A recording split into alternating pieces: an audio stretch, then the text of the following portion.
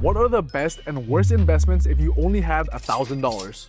Well, in this video, I'll be ranking the most popular investments on a tier list from S for super to F for fail. And at the end, I'll crown one investment as the best of the best, raising it to S tier plus. To rank them fairly, I'm using 4 criteria. How risky is the investment? How long does it take to see real returns? How much effort and skill is required to actually succeed? And how easy it is to access your money if you really need it, aka liquidity. Now, in real life, the best investment strategy is to diversify, meaning your money should be spread across a variety of different type of assets. So what's best will always depend on your personal goals and situation. But for this video, we'll assume the following. You only have $1,000, you're in your mid-20s or younger, and your goal is to retire with a crap ton of money. With that in mind, the rankings will be a lot more clear. But before we dive in, make sure to subscribe for more content on money, investing, and getting ahead in your 20s. This is the YouTube channel I wish I had when I was just starting out. So let's get into it. Let's start with arguably the most notorious investment out there, crypto.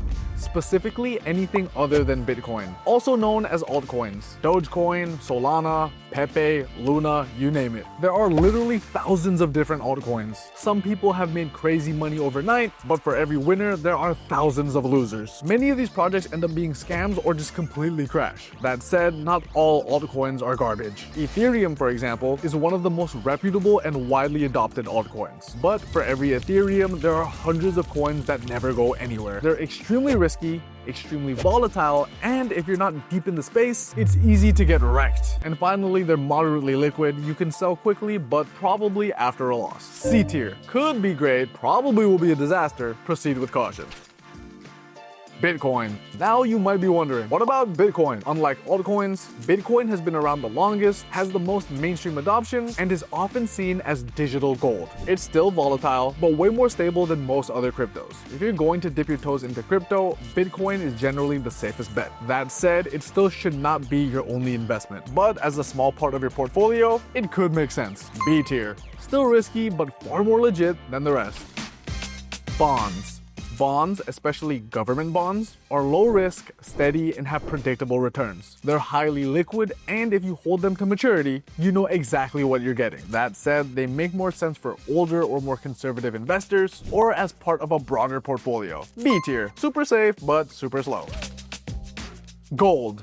Gold is the OG investment. For centuries, it's been seen as a safe place to store value, especially during times of economic uncertainty. And recently, it's been making headlines again. In the past year, gold prices have surged by around 36%, hitting all-time highs. Even Costco started selling gold bars that sell out almost instantly. When people start buying gold at the same place they buy toilet paper, you know the demand is up. When it comes to long-term performance, gold is a mixed bag. Over several decades, stocks have generally delivered better returns.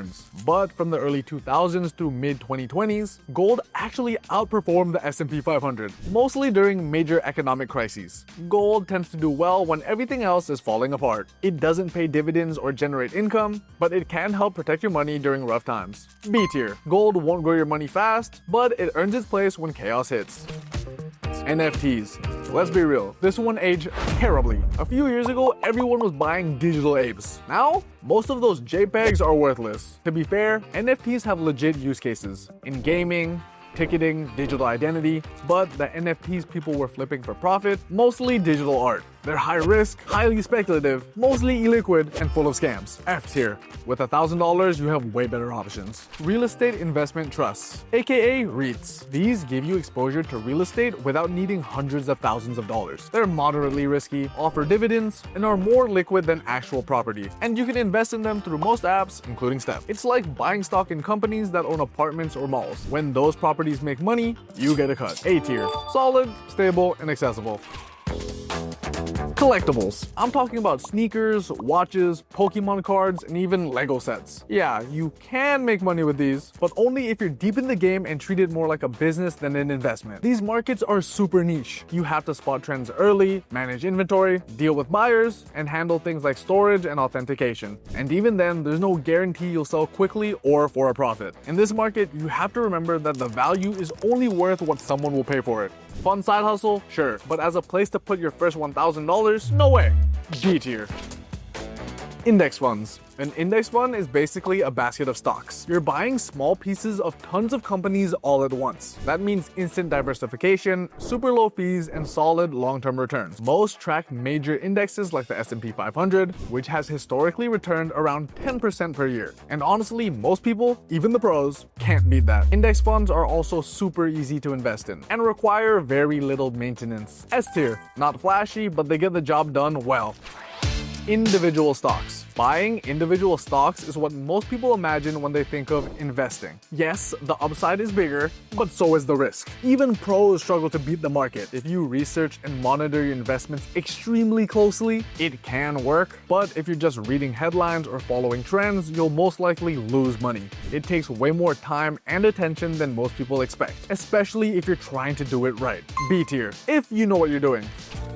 Learning or investing in yourself. Yes, this isn't the same type of investment as the rest of this video, but the reality is this is where you can actually start making real money. Honestly, with only $1,000, most investment returns won't move the needle in the short term. Even a wild 50% return in a year only gets you $500, which isn't huge. The smartest thing to do when you're young is building skills that increase your income. Coding, marketing, video editing, you name it. Take a course, buy some books, get certified. If you actually apply what you learn, you could 10x your money. But that's the key.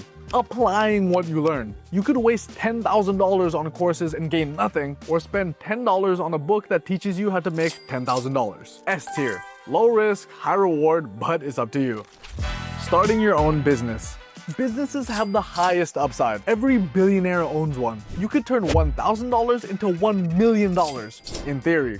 But the truth is, most businesses fail. It's high effort, high risk, and with only $1,000 and little experience under your belt, your chances of success are low. You'll do much better when you have more money and more knowledge. C tier, for now. Huge potential, but not the move if you're just getting started with only $1,000. Real estate crowdfunding. Real estate crowdfunding is when a bunch of people pool their money together online to invest in real estate projects they couldn't afford on their own. Instead of buying a whole property, you own a small piece. Sounds good, but returns can take years and your money is often locked up for the entire term. C tier. Okay, but not ideal for someone with just $1,000. And finally, the investment I think is the best of the best, the one that takes the crown as S tier plus, are index funds.